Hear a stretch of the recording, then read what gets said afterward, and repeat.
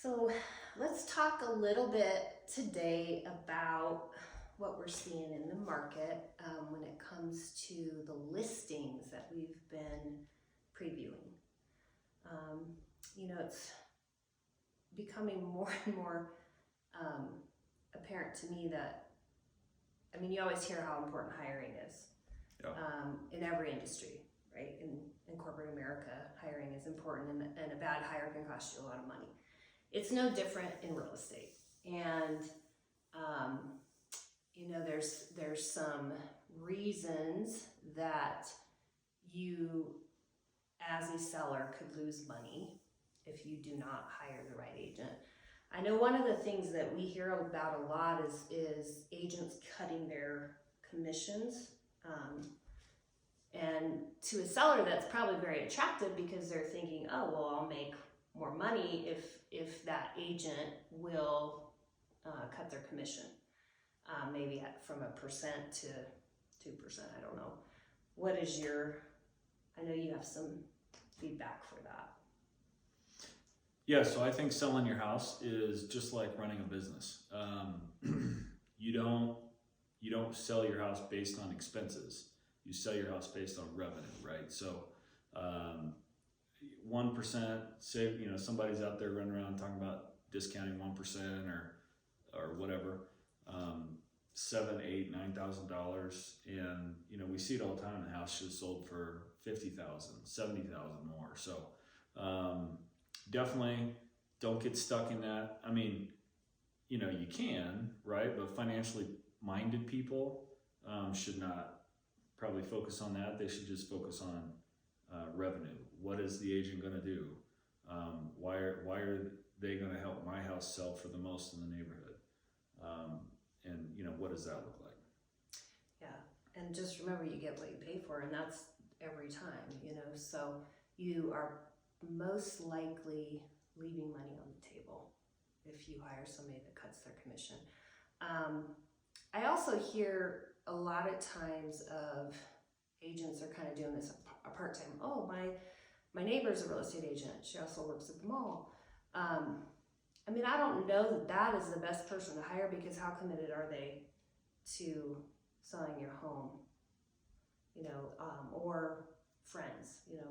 My good friend, my neighbor, my relative. What is your feedback on that? Yeah, go with the person, treat it like a business. Again, go with the person that's going to represent your transaction, the sale of your home, the best, right? So not, hey, if I go to the barbecue and somebody finds out I didn't sell my house with them, then they're going to be offended.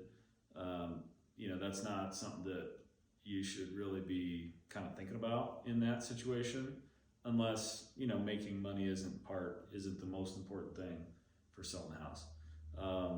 But it should be, just interview at least 2 people, call us, we'll come out, interview us, ask us questions. We'll tell you exactly what we need to do, what we're going to do, and then call somebody else and interview them. And, somebody that has a good process, that has a successful track record and is confident in what they're doing, is going to attract a great transaction. So, that's what you need to focus on.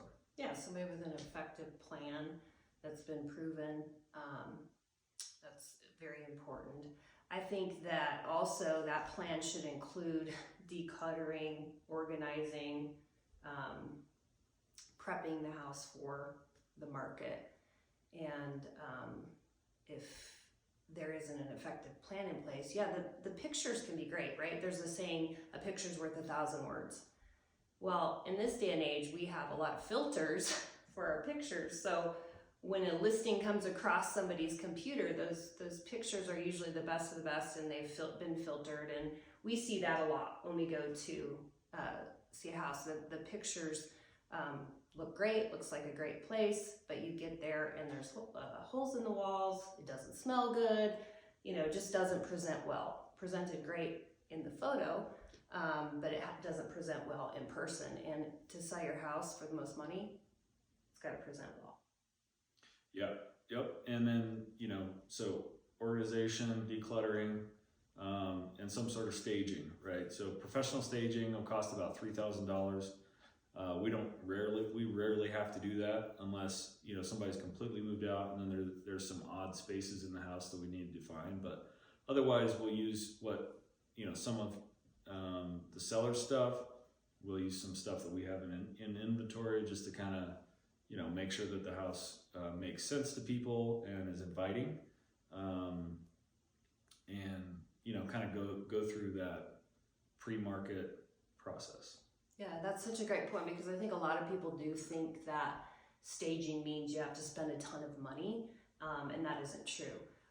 Our process includes us usually, as you said, using the client's items, maybe storing a lot of things and getting it ready to move anyway, but it doesn't have to be a $5,000 spend to stage your home, but staging is very important. And there's some statistics, maybe we'll share at a later date, on staging and effectiveness of staging. But there's I think a misunderstanding that staging costs a lot of money. Mm-hmm. So.